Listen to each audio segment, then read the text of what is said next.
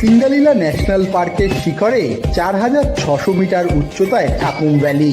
এখান থেকে three sisters Everest Lhotse Makalu দৃশ্যমান হয়। আছি আমি থাকুম ভ্যালিতে, আর এই থাকুম ভ্যালির যে দৃশ্য দেখছি, একটার পর একটা দৃশ্য, চারিদিকে বিস্তীর্ণ অঞ্চল, বিস্তীর্ণ ফাঁকা জায়গা, এবং সেখানটায় একটার পর একটা যে গাছ দেখতে পাচ্ছি, সেই গাছ বিদ্যুৎ পড়ে অর্থাৎ বিদ্যুৎ পৃষ্ঠ হয়ে যে অবস্থা রয়েছে সেগুলো দেখে জাস্ট তাজ্জব বনে যাচ্ছি। আর তার সঙ্গে দেখতে পেয়েছি ম্যাজেস্টিক কাঞ্চনজঙ্ঘাকে।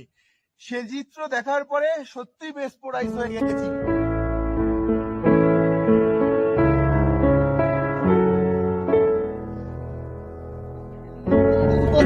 কি অদ্ভুত দৃশ্য!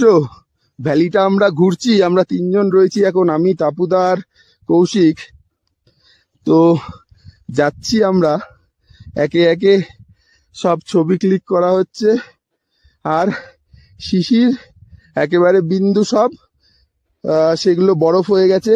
রাতে মাইনাসে টেম্পারেচার ছিল। কৌশিক, কেরম লাগছে বল? অসাধারণ, জাস্ট অসাধারণ।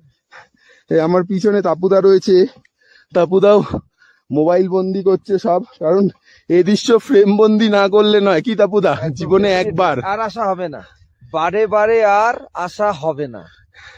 এই দৃশ্য সত্যি অদ্ভুত, অনেকটাই অলৌকিক, অনেকটাই জার্নি। সামনে যেখানেই তাকাচ্ছি সেখানেই যেন সৌন্দর্য খুঁজে পাচ্ছি।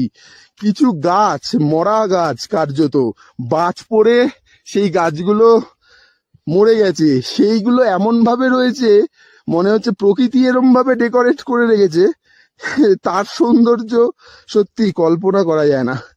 আমরা হাঁটছি এখন, সামনে দেখতে পাচ্ছি খুব সম্ভবত একটা নদী রয়েছে, যার জল পুরো সাদা বরফ হয়ে গেছে। থাকুম ভ্যালির বৈশিষ্ট্য, ওহ, ক্যামেরা যেন অফ করতে ইচ্ছা করছে না।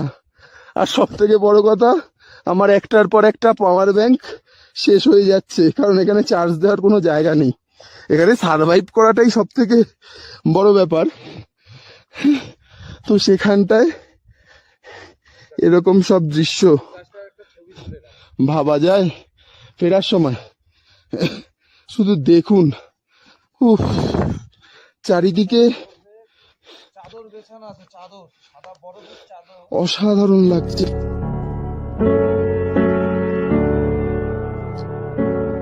সেই নদীর সামনে চলে এসেছি, যে নদীর জল কার্যত বরফ হয়ে রয়েছে।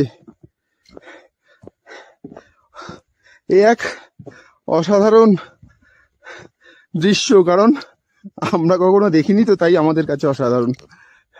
পুরো জল বরফ হয়ে রয়েছে, কিছুটা সেই বরফ থেকে জল গলে পড়ছে,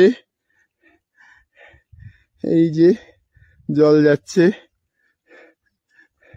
ওরে বাবা, ওদিকে আরো রয়েছে।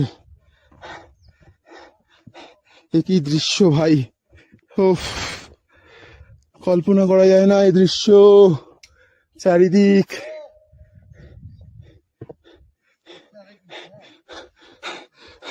ওরা বরফের উপর দাঁড়িয়ে আছে, নদীর জল কার্যত বরফ, সেই বরফে দাঁড়িয়ে আছে কৌশিক আর তাপুদা।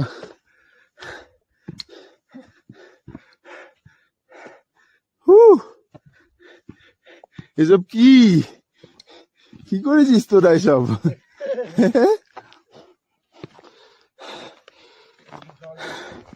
নদীর জল বরফ হয়ে গেছে। হ্যাঁ, স্কিট করছে, পড়ছে আমার পিছনে। নদী জল বরফ হয়ে গেছে, অদ্ভুত, এক অদ্ভুত দৃশ্য। দেখি একটু যাওয়ার চেষ্টা করি ভিতরে।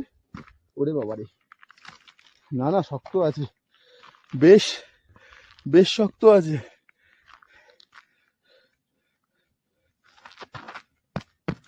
ভালো শক্ত আছে।